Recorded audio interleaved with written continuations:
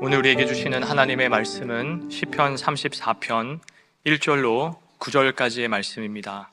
한 절씩 교독하겠습니다. 내가 여호와를 항상 송축하며 그를 송축함이 내 입에 계속하리로다. 내 영혼이 여호와로 자랑하리니 곤고한 자가 이를 듣고 기뻐하리로다. 나와 함께 여호와를 광대하시다 하며 함께 그 이름을 높이세. 내가 여호와께 구하매 내게 응답하시고 내 모든 두려움에서 나를 건지셨도다. 저희가 주를 앙망하고 광채를 입었으니 그 얼굴이 영영이 부끄럽지 아니하리로다. 이 공고한 자가 부르시매 여호와께서 들으시고 그 모든 환난에서 구원하셨도다. 여호와의 사자가 주를 경외하는 자를 둘러진치고 저희를 건지시는도다. 너희는 여호와의 선하심을 맛보아 알지어다. 그에게 피하는 자는 복이 있도다. 너희 성도들아 여호와를 경외하라. 저를 경외하는 자에게는 부족함이 없도다. 아멘. 저는 어렸을 때 큰 소리가 참 무서웠습니다. 소독차라고들 하죠. 제가 어렸을 때는 소독 아저씨가 큰 소독기를 집집마다 들고 다니면서 하얀 연기를 내뿜으며 집안 곳곳을 소독해 주었던 기억이 있습니다. 그런데 그 소독기 소리가 얼마나 컸던지 저는 무서워서 도망가기 바빴습니다. 그런데 어떤 친구들은 그 소독차를 따라가더라고요. 아마 하얀 연기와 큰 소리가 그들에게는 공포가 아니라 재미였던 것 같습니다. 두려움을 경험할 때 우리의 몸이 먼저 반응한다는 것을 아십니까? 사람이 공포를 경험하게 되면 가장 먼저 심장 박동이 빨라지고 호흡이 가빠지며 온몸에 근육이 긴장합니다. 그리고 우리의 뇌는 극도의 경계태세에 돌입합니다. 이것이 심해지면 아무런 생각이 나지도 않고요. 그저 몸을 벌벌 떨면서 온몸에 땀이 흐릅니다. 두려움은 이렇게 심리적인 것뿐만 아니라 우리의 신체에도 영향을 미칩니다. 두려움. 오늘은 우리가 이 두려움에 직면해 보면 좋겠습니다. 사실 우리는 이전 어떤 시대보다 더 편리하고 안전한 세상을 살고 있습니다. 옛날 같았으면 10중 8구 죽음을 당했을 질병은 항생제가 발명되어 쉽게 치료합니다. 안전장치와 에어백이 장착된 차를 타고 다니고요. 납이 함유되지 않은 페인트와 성면이 제거된 집에서 거주합니다. 배가 고프면 언제라도 음식을 구할 수도 있고요. 목이 마르면 마실 수 있습니다. 인터넷을 통해 정말 많은 것들을 할 수 있습니다. 마켓에 가지 않아도 손가락 몇 번 클릭하면 내가 원하는 물건이 집 앞으로 배송됩니다. 원한다면 집안의 모든 가전제품도 음성으로 제어할 수 있고요. 굳이 시간과 노력을 들이지 않아도 편하게 살 수 있는 세상이 되었습니다. 게다가 AI의 등장으로 우리가 얼마나 유식해졌는지 모릅니다. 모르는 게 있으면 검색 한 번만 하면 됩니다. 얼마나 많은 지식이 쏟아집니까? 그 덕분에 우리 모두가 척척 박사가 되었습니다. 그 어느 때보다도 안전과 편리가 보장되는 세상. 그런데 우리는 정말로 안전합니까? 아이러니한 것은 세상은 편해지고 지식은 넘쳐나고 안전은 보장되지만 우리는 여전히 두려워한다는 것입니다. 참 이상하죠? 현대인은 그 어느 때보다 많은 불면증에 시달리고 있습니다. 각종 우울증과 마음의 병으로 고통당하고 있습니다. 필요한 것을 다 가졌지만 아무것도 가지지 못한 것처럼 항상 목마름과 원인 모를 불안으로 두려워하고 있습니다. 우리는 이전 어떤 시대보다 더 많이 보호받지만 이전보다 더욱 많은 불안함과 두려움에 시달리고 있습니다. 두려움. 예로부터 사람들은 이것을 없애기 위해 끊임없이 노력했습니다. 두려움을 제거하고 그것을 극복해 보려고 많은 노력을 했습니다. 수많은 자기 개발서에서부터 이 내면을 다스리는 방법까지 인간은 두려움을 제거하기 위해서 끊임없이 연구했습니다. 그러나 두려움은 정복되지 않았습니다. 여전히 두려움은 우리가 느끼는 가장 강력한 감정이며 동시에 우리 안에는 두려움이 자리 잡고 있습니다. 먼저 우리가 알아야 할 것이 있습니다. 우리는 인간입니다. 인간은 피조물입니다. 완벽하지 않습니다. 더군다나 죄로 인해 더욱 불완전한 상태가 되었습니다. 그렇기 때문에 두려워하는 것이죠. 두려워할 수밖에 없습니다. 두 번째는 파괴적인 두려움과 건설적인 두려움이 있다는 것입니다. 예를 들어 볼까요? 가진 것이 많아 재산과 돈을 잃을까 봐 두려워하면 그것에 집착하게 되고 그것을 숭배하게 됩니다. 배우자를 잃을까 봐 두려워하면 그때부터 상대방에게 너무 집착하게 되고 지나친 의심과 분노가 일어나게 됩니다. 이것들은 모두 파괴적인 두려움입니다. 반면 건설적인 두려움은 우리가 지혜롭게 행동할 수 있도록 돕습니다. 화상을 두려워하면 불이 붙어있는 가스레인지에 손을 대거나 오븐에 손을 함부로 집어넣지 않습니다. 낭떠러지를 두려워하면 발을 헛디디지 않도록 가장자리 쪽으로 가까이 가지 않습니다. 그렇다면 이 시점에서 우리가 질문해야 할 것은 무엇입니까? 어떻게 하면 두려워하지 않을 수 있을까가 아니라 무엇을 두려워해야 하는가, 어떤 두려움을 가져야 하는가입니다. 성경은 말합니다. 너희 성도들아 여호와를 경외하라. 저를 경외하는 자에게는 부족함이 없도다. 여러분, 경외라는 단어를 들으시면 어떤 느낌이 드시나요? 이 단어를 들으면 어떤 거룩한 느낌이라든지 왠지 어떠한 우리의 외적인 태도와 관련이 있을 것 같습니다. 그런데 여러분, 이 경외와 가장 가까운 뜻은요, 두려워하는 것입니다. Fear God, 하나님을 두려워하는 것입니다. 여러분, 우리는 하나님을 두려워해야 합니다. 성경에 하나님을 두려워하라고 명령하는 구절이 거의 200구절 가까이 된다는 것을 알고 계시니까. 그런데 안타까운 점은요, 이 세대는 경외하지 않는 세대라는 것입니다. 하나님을 두려워하지 않습니다. 더 이상 하나님은 스스로 존재하는 분, 바깥에 서 계시는 분, 객관적으로 존재하시는 분이 아니십니다. 그분은 나를 위해 존재하는 분, 나의 감정에 따라서 움직이시는 분으로 나락되어 버렸습니다.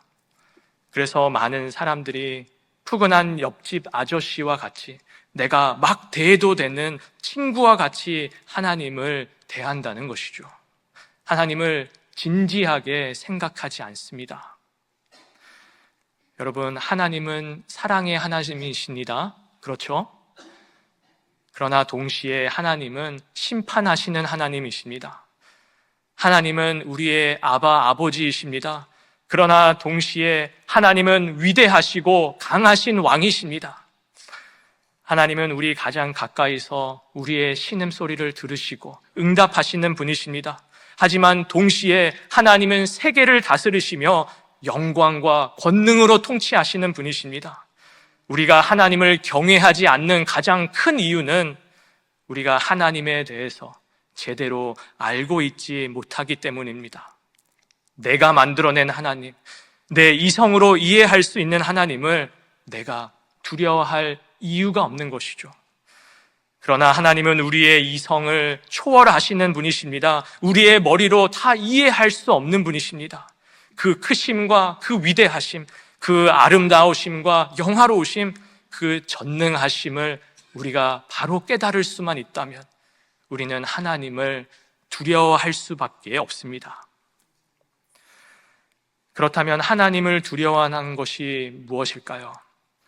먼저 알아야 하는 것은 두려워하는 것과 무서워하는 것은 다르다라는 것입니다. 하나님을 두려워하는 것은 경외와 존경심으로부터 비롯된 것입니다.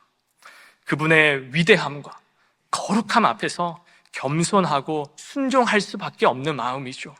그것은 오히려 하나님을 더 사랑하게 만들고 하나님께 더 가까이 나아가게 합니다. 그러나 무서워하는 것은요, 하나님의 심판이나 징계에 대한 불안감이나 공포심입니다. 하나님이 하루 종일 내가 죄를 짓나 안 짓나 나를 감시하시고 조금이라도 내가 잘못했을 경우 나를 징계하실 것이라고 생각하는 것이죠. 그리고 하나님을 무서워하게 되면 신앙생활의 자유와 기쁨은 사라지게 됩니다. 하나님께서 나를 벌하실까 봐 불안과 위축감에 휩싸여서 신앙생활을 하게 됩니다. 이것은 하나님께서 원하시는 것이 아니십니다. 두려움 때문에 하나님을 사랑하는 것이 아니라 사랑하기 때문에 두려워해야 합니다. 하나님께서는 우리의 공포심이 아닌 거룩한 두려움을 갖기를 원하십니다. 그렇다면 이제 이 거룩한 두려움을 가지고 살아간다는 것은 어떠한 의미일까요? 현대인들은 세 가지의 이미지를 가지고 살아간다고 합니다. 첫 번째는 보이는 이미지입니다. 보이는 이미지는 남들이 보는 우리의 모습입니다. 두 번째는 표출하는 이미지입니다. 표출하는 이미지는 우리가 남들에게 보이고 싶은 이미지입니다. 그리고 실제 이미지, 이것이 진짜 나의 모습입니다. 여러분, 소셜미디어 다들 하시나요? 어르신분들은 인스타그램이라든지 이 페이스북에 별로 관심이 없으실 수도 있는데요. 그럼 간단하게 카톡을 예로 들어보도록 하겠습니다. 여러분, 카톡 그 프로필 사진을 올리실 때 여러분들은 어떤 사진을 올리시나요? 가장 예쁘게 나온 사진, 멋진 곳에서 맛있는 음식을 먹는 사진, 남들이 부러워할 만한, 뭔가 자랑할 만한 사진들을 다 올리시죠. 자다 일어난 사진이라든지 화장을 싹 다 지운 생얼 사진이라든지 자녀에게 화내고 남편과 싸우고 있는 동영상은 절대 올리지 않을 것입니다. 올렸다가는 큰일 나죠. 이것은 다 표출하는 이미지와 관련된 것입니다. 사람들이 나를 보고 부러워했으면 좋겠습니다. 내가 이만큼 대단한 사람이고 이만큼 괜찮은 사람이고 이만큼 사랑받을 만한 사람이라는 것을 알아줬으면 좋겠습니다. 현대 사회의 사람들이 소셜미디어에 집착하고 그것에 많은 시간을 쏟고 관리하는 이유는 사람들을 두려워하기 때문입니다.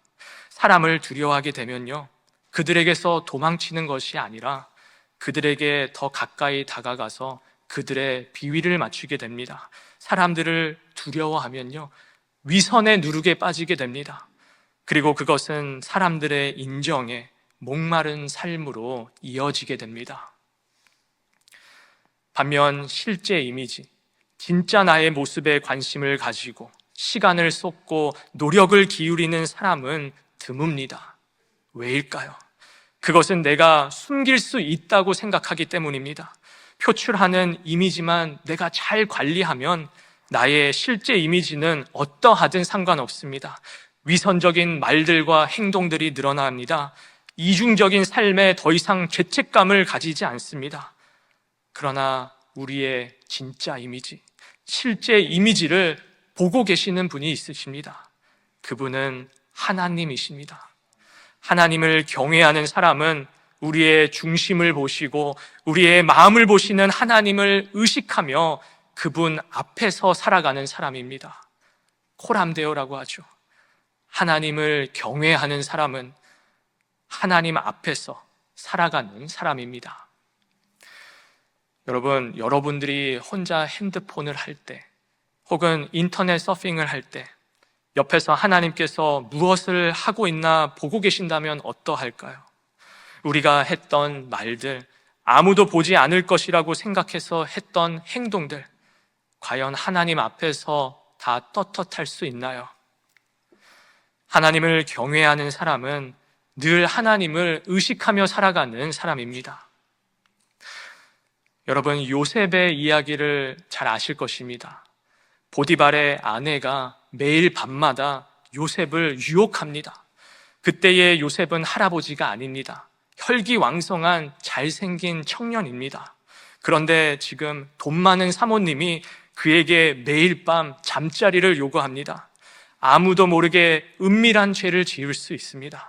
눈 한 번만 딱 감으면 사모님의 덕을 힘입어 더 이상 힘든 노예 생활은 하지 않을 수도 있습니다. 그러나 요셉은 뭐라고 말합니까? 이 집에는 나보다 큰 이가 없으며 주인이 아무것도 내게 금하지 아니하였어도 금한 것은 당신뿐이니 당신은 자기 아내임이라.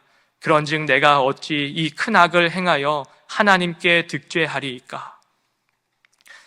요셉은 그 방에 자신과 보디발의 아내만이 아니라 하나님이 계심을 알았습니다. 하나님이 보고 계심을 알았습니다. 그는 하나님을 경외했습니다. 두 번째, 하나님을 두려워한다는 말은 하나님의 말씀 앞에서 떠는 것입니다. 곧 말씀에 순종하는 것입니다. 하나님의 임재가 강하게 느껴지고 말씀의 은혜를 받을 때는 하나님께 순종하기 쉽습니다. 하지만 믿었던 사람이 나를 배신하고 그 사람 때문에 내가 손해를 본다면 과연 하나님의 말씀에 따라 그를 용서할 수 있습니까? 아니면 복수할 것입니까? 우리를 미워하는 자들을 사랑하라는 말이 여러분들 이해가 되십니까? 그들에게 똑같이 갚아줘야만 마땅하지 않습니까? 악한 짓을 일삼고 나를 괴롭히는 직장 상사의 권위에 순종할 것입니까? 아니면 불평하고 반항할 것입니까? 이런 순간들은 하나님의 임재가 느껴지지 않는 순간들입니다. 그러나 하나님의 말씀에 떠는 자는 어떤 상황에서도 하나님의 말씀에 순종하는 사람입니다. 그에게는 말씀보다 중요한 것이 없기 때문입니다. 이것이 바로 거룩한 두려움을 품고 살아가는 사람입니다. 하나님을 두려워하는 자들은 순종보다 더 중요하거나 유익한 것이 없다는 사실을 절대적으로 확신합니다. 그래서 그들은 어떤 대가를 치르더라도 무조건 순종합니다. 현대 사회의 문화나 흐름에 따라서 말씀을 왜곡하거나 순화시키지 않습니다. 다른 사람들의 행동을 보고 난 후에 말씀에 순종해야 할지 순종하지 말아야 할지를 결정하지 않습니다. 이유가 없습니다. 하나님의 말씀이기 때문에 절대 순종합니다. 무조건 순종합니다. 하나님께서 어느 날 아브라함에게 말씀하십니다. 아브라함아, 내가 사랑하는 독자 이삭을 데리고 모리아 산으로 가서 나에게 번제로 드려라. 이때 아브라함은 얼마나 큰 충격을 받았을까요? 네? 이삭을요? 제 목숨보다 아끼는 이삭을 하나님께 바치라고요? 그런데 하나님께서 주셨잖아요. 게다가 아무런 이유도 말씀해 주시지 않고요. 그는 하나님이 자신에게 그토록 어려운 요구를 하실 줄 몰랐을 것입니다. 하나님은 아브라함의 생명보다도 더한 것을 요구하셨습니다. 그런데 아브라함은 그 명령에 어떻게 반응했습니까? 아브라함이 아침에 일찍이 일어나 그는 며칠이나 몇 주간 고민하지 않았습니다. 친구를 찾아가 의견을 물어보지도 않았고 하나님의 명령을 무시하거나 거부하지 않았습니다. 아침 일찍이 일어나 길을 떠났습니다. 하나님이 명령하신 모리아 산으로 걸어갔습니다. 하루 이틀 그 산으로 걸어가면서 아브라함은 얼마나 많은 생각을 했을까요? 전날 밤 하나님의 음성을 듣고 난 직후에는 그나마 순종하기가 쉬웠을지도 모릅니다. 하지만 하루 이틀 뒤에는 어땠을까요? 그동안 하늘에서 한마디의 말씀도 듣지 못한 뒤에는요, 막상 가장 소중한 아들을 희생시킬 산 앞에 이르러서는요, 아무런 이유도 모른 채 그냥 하나님이 죽이라고 하시니까 죽여야만 하는 상황. 아브라함은 계속해서 산발치로 올라갔고 종들에게 기다리라고 명령했습니다. 그리고 이삭만을 데리고 산 위로 올라가서 제단을 쌓았습니다. 그러는 내내 그의 가슴 속에는 얼마나 많은 감정이 소용돌이치고 눈물이 흘렸을까요? 순종하기 위해서 그의 온몸에 남아있는 정신력과 의지력을 남김없이 짜내야만 했습니다. 아브라함은 극심한 고통 가운데 이삭을 묻고 칼을 들어 아들의 심장을 찌를 준비를 했습니다. 그때입니다. 갑자기 하나님의 사자가 나타나 말합니다. 그 아이에게 내 손을 대지 말라. 아무 일도 그에게 하지 말라. 내가 내 아들, 내 독자라도 내게 아끼지 아니하였으니 내가 이제야 내가 하나님을 경외하는 줄을 아노라. 지금 우리는 이 이야기가 시험이었음을 알고 있습니다. 성경에 이 사건을 기록하는 시작에서 이미 그 일 후에 하나님이 아브라함을 시험하시려고 그를 부르시되 라고 말하고 있기 때문이죠. 그러나 당사자인 아브라함은 몰랐습니다. 시험이라는 것을 알았다면 그 시험을 통과하기 위해서라도 순종했을 것입니다. 그러나 아브라함은 전혀 몰랐습니다. 하나님이 왜 이렇게 하시는지 상식적으로 이해가 되지 않고 납득이 되지 않았습니다. 그럼에도 온전히 순종했습니다. 이것이 아브라함의 위대함입니다. 이해가 되지 않고 자신에게 아무런 유익도 보이지 않고 오히려 손해가 되는 상황에서도 즉시 그리고 온전하게 말씀에 순종하는 것, 이것이 바로 하나님을 두려워하는 것입니다. 셋째, 하나님의 임재 앞에서 떠는 것입니다. 시편 89편 7절입니다. 하나님은 거룩한 자의 회중에서 심히 어미하시오며 둘러있는 모든 자 위에 더욱 두려워할 자신이다.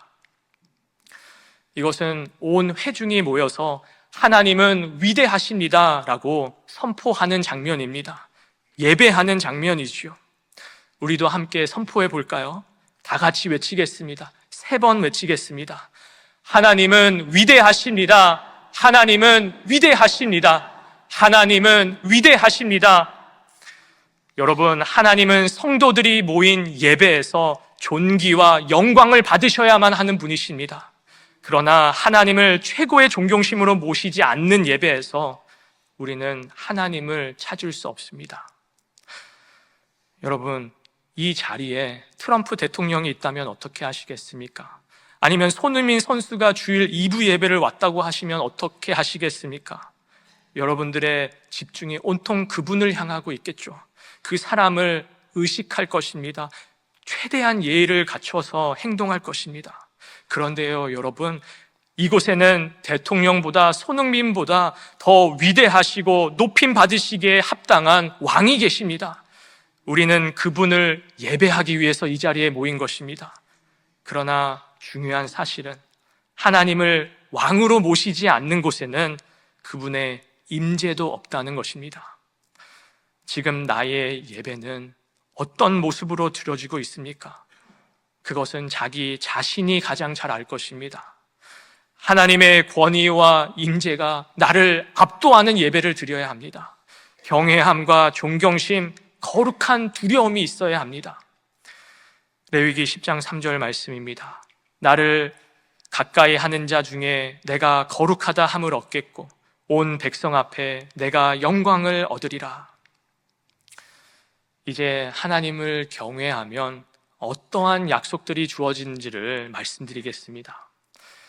경외함으로 오는 유익은 너무나 많은 것들이 있습니다. 저도 오늘 말씀을 준비하면서 경외하는 것이 얼마나 많은 유익과 복을 주는지 새삼 깨닫게 되었습니다. 그만큼 하나님께서는 자신을 경외하는 자들을 찾고 계시고 기뻐하신다는 사실을 우리가 알 수 있습니다. 하나님을 경외하는 사람들은 첫째, 다른 것들을 두려워하지 않게 됩니다. 성경에 가장 많이 나오는 명령이 두려워하지 말라입니다. 하나님을 경외하지 않게 되면 우리는 다른 것들을 두려워하게 됩니다. 돈을 두려워하게 되고요, 권력을 두려워하고 사람을 두려워하고 두려워하지 않아도 될 여러 가지 것들을 두려워하게 됩니다. 그리고 사람은 두려워한 것들을 섬기게 되어 있습니다. 결국 이것들이 나의 우상이 되어버린다는 것이죠. 그러나 하나님을 경외하는 사람들은 우리를 두렵게 하는 그 모든 것들로부터 자유함을 얻게 합니다.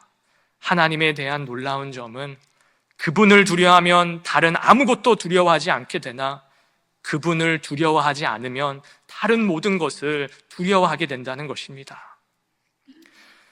둘째, 하나님을 경외하는 자들은 악에서 떠나고 복을 받게 됩니다. 그리스도인들 중에서도 계속해서 반복되는 죄에 넘어지는 사람들이 있습니다. 한 사람의 이야기를 들려드리겠습니다. 1980년대에 이분은 굉장히 유명한 부흥 강사였었습니다. 당시 그의 사역은 범위로나 재정 면에서 세계 최대의 규모였습니다. 그렇게 그의 명성이 세계적으로 치솟다가 한순간에 세상 모든 주요 언론들이 그의 범죄와 이어진 재판과 판결, 투옥에 관한 기사로 도배가 되었습니다. 그는 7년간 불륜을 저지르고 우편 사기로 체포되었습니다.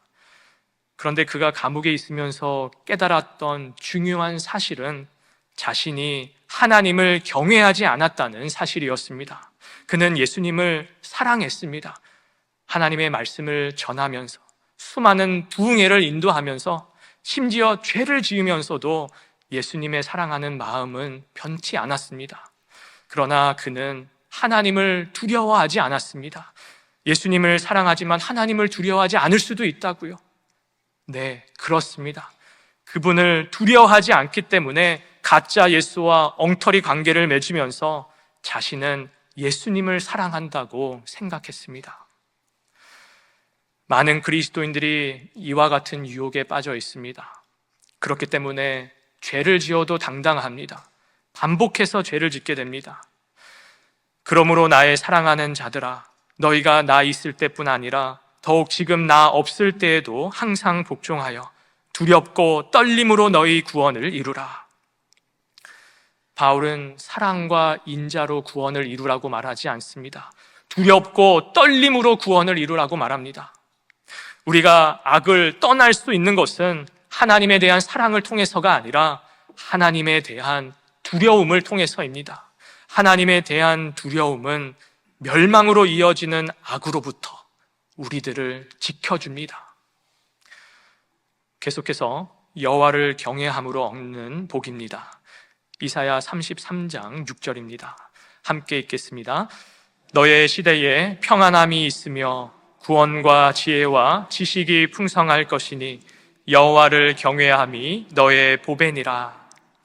계속해서 잠언 14장 26절, 27절 말씀 함께 읽겠습니다. 여호와를 경외하는 자에게는 견고한 의뢰가 있나니 그 자녀들에게 피난처가 있으리라. 여호와를 경외하는 것은 생명의 샘이라. 사망의 그물에서 벗어나게 하느니라. 여러분이 하나님을 경외하면 여러분의 자녀에게 하나님께서 피난처가 되실 것입니다. 자녀들을 위해 기도하실 때, 또한 손주들을 위해 기도하실 때 그들이 하나님을 경외하게 하는 자들이 되게 해달라고 기도하시기 바랍니다. 하나님께서 그들을 사망의 그늘에서 벗어나게 하실 것입니다. 이 외에도 여러분들이 잘 아시는 구절들이 많죠. 잠언 1장 7절 말씀, 여호와를 경외하는 것이 지혜의 근본이거늘 여호와를 경외하는 여자는 칭찬을 받을 것이라. 성경에 하나님을 경외함으로 받을 수 있는 약속들이 너무나 많이 기록되어 있습니다. 그런데 이 많은 복들을 경외하지 않으므로 우리가 누리지 못하고 있습니다. 참 안타까운 일입니다. 세 번째, 하나님을 경외함으로 하나님과 친밀하게 됩니다. 여러분, 저는 손흥민에 대해서 아주 잘 알고 있습니다. 손흥민의 나이, 그가 속해 있는 구단, 그가 달고 있는 등번호, 그가 좋아하는 음식, 취미 다 말할 수 있습니다. 그렇지만 제가 손흥민을 개인적으로 만나본 적은 아쉽게도 단 한 번도 없습니다. 반면 손흥민을 자주 만나는 사람들이 있습니다. 그와 함께 팀에서 뛰는 동료들, 가족들, 그의 곁에서 함께 일하는 사람들입니다. 그들은 손흥민에 대해서 저보다 훨씬 더 잘 압니다. 그와 매일 이야기도 나누고 밥을 먹고 함께 동거동락하며 친밀하게 안다는 것이죠. 이와 비슷하게 그리스도에 대해 아는 사람은 아주 많습니다. 그러나 주님과 개인적으로 만나고 주님과 친밀한 관계 안에 거하며 그분의 임재 가운데 살아가는 사람들은 많지 않습니다. 2명의 의인이 있었습니다. 둘 다 구원받고 거듭난 그리스도인들입니다. 그런데 한 의인은 하나님이 무슨 일을 하실지 사전에 이미 알고서 하나님이 그 일을 어떻게 하실지 결정하는데 자신의 의견을 반영시킵니다. 반면 다른 의인은 다가올 심판에 대해서 악인들처럼 알지 못합니다. 여러분, 이 사람들이 누구일까요? 바로 아브라함과 롯입니다. 성경에 보면 아브라함뿐만 아니라 이 롯이라는 사람도 의인이라고 기록하고 있습니다. 그러나 그는 하나님을 경외하지 않았습니다. 의인으로 불렸지만 세속적인 사람이었습니다. 자신의 이익을 먼저 챙기고 늘 자신에게 가장 좋아 보이는 것을 택하는 사람이었습니다. 세상에 좋아 보이는 것들을 택하는 사람이었습니다. 그러나 앞서도 살펴보았듯이 아브라함은 하나님을 경외하는 사람이었습니다.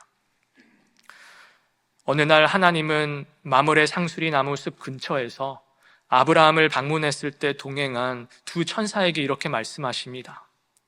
나의 하려는 것을 아브라함에게 숨기겠느냐?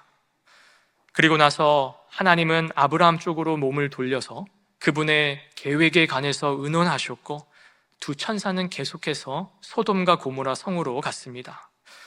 하나님이 아브라함에게 하신 말씀의 요점은 이것입니다.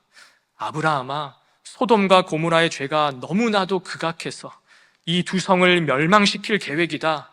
어떻게 생각하느냐? 창조주께 이런 말씀을 듣는다면 여러분들은 어떠실 것 같습니까? 아브라함은 충격에 빠져서 생각합니다. 그곳에는 내 조카 롯이 있는데 조카를 비롯한 무고한 사람들을 위해서 내가 나서야겠어. 그래서 아브라함은 묘안을 떠올립니다. 주께서 의인을 악인과 함께 멸하려 하시나이까? 그 성중에 의인 50명이 있을지라도 주께서 그곳을 멸하시고 그 50 의인을 위하여 용서하지 아니하시리이까? 주께서 이같이 하사 의인을 악인과 함께 죽이심은 부당하오며 의인과 악인을 같이 하심도 부당하니이다. 세상을 심판하시는 이가 정의를 행하실 것이 아니니까. 하나님은 하나님을 경외하는 아브라함을 친구로 여기셨습니다. 그렇기 때문에 그에게 비밀을 말씀하셨고 아브라함은 하나님께 자신의 의견을 말할 수 있었던 것입니다. 오직 친구만이 심판의 권세를 지닌 왕에게 이런 식으로 말할 수 있는 것이죠. 여러분, 종이나 신하가 왕의 뜻에 자신의 의견을 말하는 것은 무례한 행동입니다. 아브라함이 이렇게 말하는 것을 들었을 때 하나님의 그 기뻐하심과 흐뭇하심이 느껴지십니까? 아마도 하나님께서는 이렇게 말하셨을 것 같아요. 좋은 지적이다.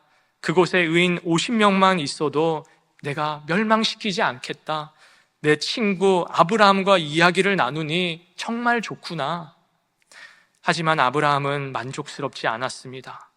의인 45명, 40명, 30명, 20명, 마침내 10명만 있어도 하나님께서 멸망시키지 않겠다는 약속을 받아냅니다. 여호와의 친밀하심이 그를 경외하는 자들에게 있으며 그의 언약을 그들에게 보이시리로다. 여러분, 비밀은 아무에게나 말하지 않습니다. 가장 가까운 사람에게만 말하는 것이죠. 하나님은 아브라함의 이 모든 요청을 들어주셨습니다.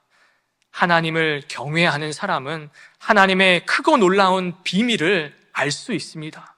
하나님과 특별한 관계를 맺을 수 있습니다. 무엇보다도 하나님이 사랑하시는 것을 사랑하고 하나님이 미워하시는 것을 미워하게 됩니다. 하나님의 진짜 친구가 되는 것이죠. 거룩한 두려움은 친밀함을 깨트리지 않습니다. 오히려 더욱 친밀하게 만듭니다. 말씀을 마무리하도록 하겠습니다. 여러분, 두려움 때문에 하나님을 사랑하는 것이 아니라 사랑하기 때문에 그분을 경외해야 합니다. 오늘 기도 중에, 오늘 교회에서 예배 중에 지금 이 하나님의 말씀이 선포되는 동안, 그리고 나의 일상에서 나는 하나님께 어떤 식으로 나아가고 있는지 한번 곰곰이 생각해 보시기 바랍니다. 하나님께 나아가는 것에 익숙해져서 그것을 너무 편하게 여기고 있지는 않은지, 하나님께 아무런 생각이나 감흥 없이 나아가고 있지는 않은지, 그분이 내 아버지이실 뿐만 아니라 소멸하는 불이신 거룩한 하나님이시라는 사실을 잊고 있지는 않으신지요. 우리의 거룩한 두려움은 하나님의 영광을 이해하는 만큼 자라납니다. 사랑하는 성도 여러분, 하나님의 위대하심과 하나님의 거룩하심, 그의 아름다우심을 더욱더 알아가기에 힘쓰십시오. 성령께서 더욱 깊이 깨닫게 해주시기를 간절히 간구하십시오. 우리 모두가 하나님을 경외함으로 하나님의 진짜 친구가 되고 그의 크고 놀라운 비밀을 깨달아 하나님의 약속하신 복을 풍성히 받아 누리시기를 간절히 소망합니다.